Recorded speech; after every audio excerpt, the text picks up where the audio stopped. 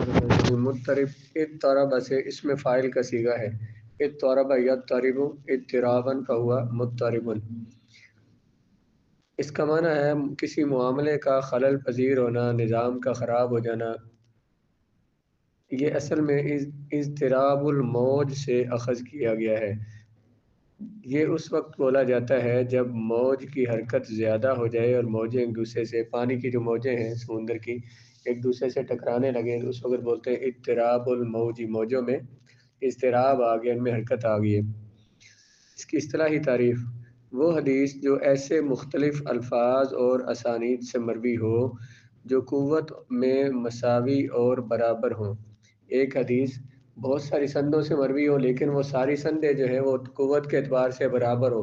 قوت کے اعتبار سے برابر مطلب یا تو ساری ضعیف ہو یا ساری صحیح ہو، یا اس طرح قوت کا مطلب یہ ہے کیا وہ حدیث جو ایسے الفاظ سے اور اسانید ایسی سندوں سے روایت ہو جو قوت میں مساوی اور برابر ہوں، یعنی وہ حدیث جو آپس میں ٹکرانے والی متعارض شکلوں سے مروی ہو، اس طرح کہ ان کے درمیان کبھی بھی موافقت اور جمع ممکن نہ ہو۔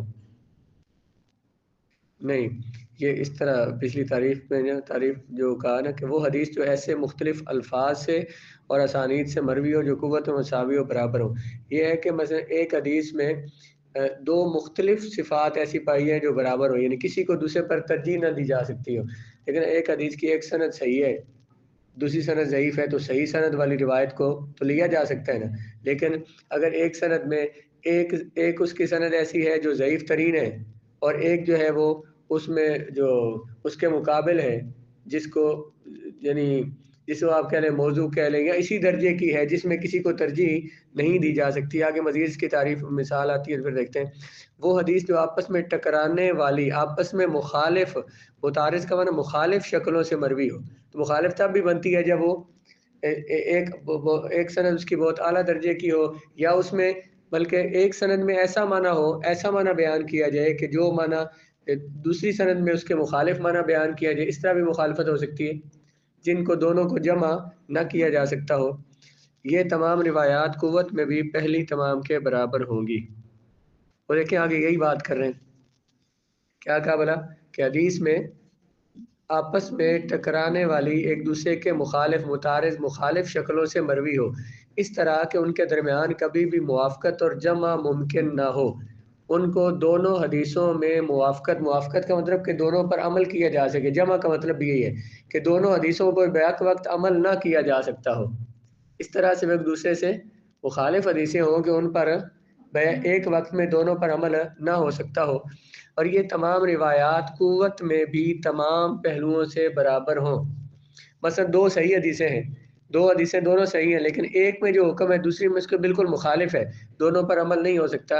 آگے اس کی تعریف میں اگلی دیکھیں ذرا، اضطراب کے ثبوت کی شرطیں، یعنی حدیث مضطرب کب ہوگی؟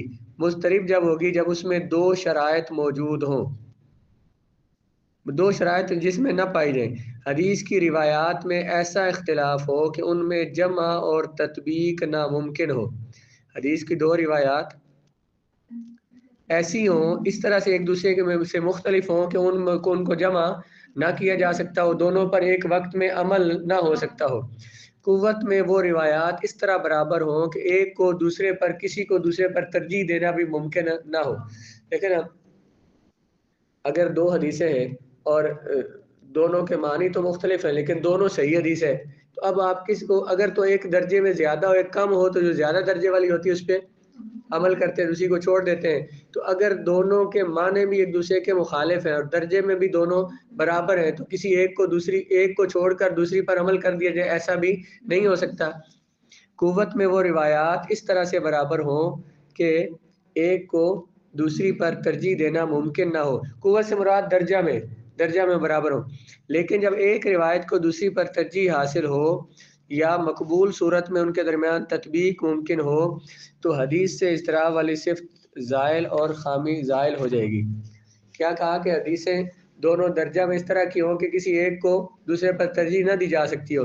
کہتے ہیں اگر ایسا ہو کہ ان کا درجہ ایک کا زیادہ ہو ایک کا کم درجہ ہو تو جو کم درجے والی ہے اس کو چھوڑ دیں گے اور دوسری پر عمل کر لیں گے، پھر ان میں اضطراب نہیں رہے گا، پھر یہ حدیث مضطرب نہیں کہلائیں گی۔ اگر ان میں مطابقت موافقت ہو جائے، کسی ایک پر عمل کر کے دوسری کو چھوڑا جا سکتا ہو، تو پھر ان میں اضطراب باقی نہیں رہے گا۔ قوت میں وہ روایات اس طرح برابر ہوں کہ ایک کو دوسری پر ترجیح دینا ممکن نہ ہو، لیکن جب ایک روایت کو دوسری پر ترجیح حاصل ہو جائے، ایک کو دوسری پر ترجیح دی جا سکے، ایک کو عمل کر کے دوسری کو چھوڑا جا سکے، یا مقبول صورت میں ان کے درمیان تطبیق ممکن ہو۔ تطبیق کا مطلب کہ ان میں مطابقت اس طرح سے کی جائے کہ ایک حدیث کا دونوں حدیثوں پر عمل ہو، لیکن ایک حدیث کا معنی الگ کیا جائے، دوسری کا معنی الگ کیا جائے، ایک دوسرے کے مخالف نہ لگے، تو اس کو کہتے ہیں مطابقت، تطبیق، موافقت۔ پہلی صورت جو بتائیے، ایک کو دوسرے پر ترجیح دی جائے، تو جس کو ترجیح دیں گے اس پر عمل کریں گے، دوسری پر عمل نہیں کریں گے، وہاں تو ایک کو چھوڑ دیا نا۔ تطبیق کیا ہے کہ دونوں پر عمل ہو، لیکن ان کے معنی مختلف معنی ہو، مختلف وہ دونوں ایک دوسرے کے مخالف نہ رہیں، ان کے معنی مختلف لے لیے جائیں، تو اس کو کہتے ہیں تطبیق کرنا، دونوں پر عمل کرنا۔ ان کے درمیان تطبیق ممکن ہو تو حدیث سے پھر اضطراب والی صفت زائل ہو جائے گی، یعنی وہ حدیث مضطرب نہیں رہے گی۔ مضطرب کی اقسام، مضطرب کی دو قسمیں، مضطرب السند اور مضطرب المتن۔ سند میں اضطراب نسبت سے متن کی بنسبت زیادہ ہوتا ہے، سند میں جو اضطراب ہوتا ہے یہ متن کے مقابلے میں زیادہ ہوتا ہے۔ سند میں اضطراب کی مثال ہے تو ابوبکر صدیق کی طرف منسوب وہ روایت جو امام ترمذی سے مروی ہے کہ حضرت ابوبکر سے روایت انہوں نے کہا، یا رسول اللہ اراکا شبتا قال شیبتنی ہود و اخواتها۔ حضرت ابوبکر صدیق سے روایت ہے، انہوں نے کہا یا رسول اللہ، میرا خیال یہ ہے، اراکا میں دیکھ رہا ہوں آپ کو کہ آپ پر بڑھاپا اور ظاہر ہو رہا ہے، بڑھاپا ظاہر ہو رہا ہے آپ پر۔ تو قال شیبتنی، حضور نے فرمایا مجھے سورہ ہود اور اس جیسی صورتوں نے مجھے بوڑھا کر دیا ہے۔ شیبتنی ہود و اخواتها، اس کی جو مثل جو صورتیں انہوں نے مجھے بوڑھا کر دی، جیسے سورہ جن میں قیامت کا ذکر ہے، سورہ واقعات ہے، واقعہ، آخری دو سپاروں میں جو صورتیں ہیں ان میں سارا ہے ہی قیامت کا ذکر ہے، اکثر صورتوں میں قیامت کا ذکر ہے، اور جو 30ویں سپارے میں 29ویں سپارے میں جو آیات ہیں جو صورتیں، امام دارقطنی فرماتے ہیں یہ روایت مضطرب ہے، یہ صرف ابو اسحاق کی سند سے اس کے طریق سے مروی ہے۔ ابو اسحاق پر 10 کے قریب وجوہات سے اختلاف کیا گیا، ابو اسحاق پر اعتراض کیے گئے، 10 طرح کے اعتراض کم از کم ان پر کیے گئے۔ بعض نے اس روایت کو مرسل کہا ہے، بعض نے اسے متصل روایت کیا ہے، بعض نے اسے مسند ابو بکر سے بیان کیا ہے، بعض نے حدیث کو مسند عائشہ سے بیان کیا ہے۔ بیان کرنے والے تمام راوی بھی ثقہ ہیں، کسی روایت کو دوسری پر ترجیح دینا نہ تو ممکن ہے اور نہ ہی ان حدیثوں میں ان سندوں میں تطبیق کرنا ممکن ہے۔ بھئی کچھ نے حضرت ابوبکر صدیق سے بیان کیا ہے، مسند ابوبکر میں شمار کیا ہے، کچھ نے ان کو مسند عائشہ میں شمار کیا ہے، تو بعض نے اس کو مرسل کہا ہے، بعض نے متصل کہا ہے، تو جو سند ہے اس کی وہ بھی ساری صحیح ہے، سندیں بھی ساری صحیح ہے، تو اب کسی سند کو دوسری سند پر ترجیح نہیں دی جا سکتی، اس لیے اضطراب اس کو مضطرب کہیں گے، مضطرب السند۔ اور لیکن اب تعریف کو دیکھیں، وہ حدیث جو ایسی مختلف الفاظ سے مراد متن اس کا مختلف الفاظ سے مروی ہو یا مختلف سندوں سے، اگر مختلف سندوں سے مروی ہو اسے کیا کہیں گے؟ مضطرب السند کہیں گے۔ مختلف الفاظ حدیث کے ہو تو پھر اسے کیا کہیں گے؟ مضطرب المتن کہیں گے۔ متن میں اضطراب کی مثال، وہ حدیث جو امام ترمذی سے مروی ہے، عن شریک عن ابی حمزہ عن شعبی عن فاطمہ بنت قیس رضی اللہ تعالی عنہ قالت سئل رسول اللہ صلی اللہ علیہ وآلہ وسلم عن الزکاة فقال ان فی المال لحقا سوى الزکاة۔ حضور علیہ الصلوۃ والسلام سے زکوٰۃ کے بارے میں سوال کیا گیا، حضور نے فرمایا کہ اس بے شک مال میں حق ہے سوائے زکوٰۃ کے، زکوٰۃ کے علاوہ بھی مال میں سے کچھ دینا چاہیے اللہ کے راستے میں، زکوٰۃ کے علاوہ مال میں کچھ حق ہے، مطلب مال میں سے کچھ دینا چاہیے۔ ابن ماجہ نے اس حدیث کو اسی سند سے بیان کیا ہے، سند یہی ہے لیکن اس حدیث میں کچھ الفاظ زیادہ ہیں کہ لیسا فی المال حق سوى الزکاة، سند یہی لیکن ایک حدیث میں کیا ہے؟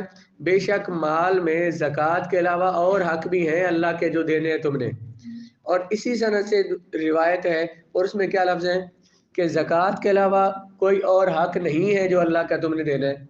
سند ایک، راوی سارے ایک، اور حدیث کے الفاظ میں اختلاف ہے، اور ان میں تطبیق بھی ممکن ہے، ایک میں ہاں ہے ایک میں نہ ہے، بھئی زکوٰۃ کے علاوہ تم نے اور بھی اللہ کے حق دینے ہیں، اللہ کے راستے میں مال دینا ہے.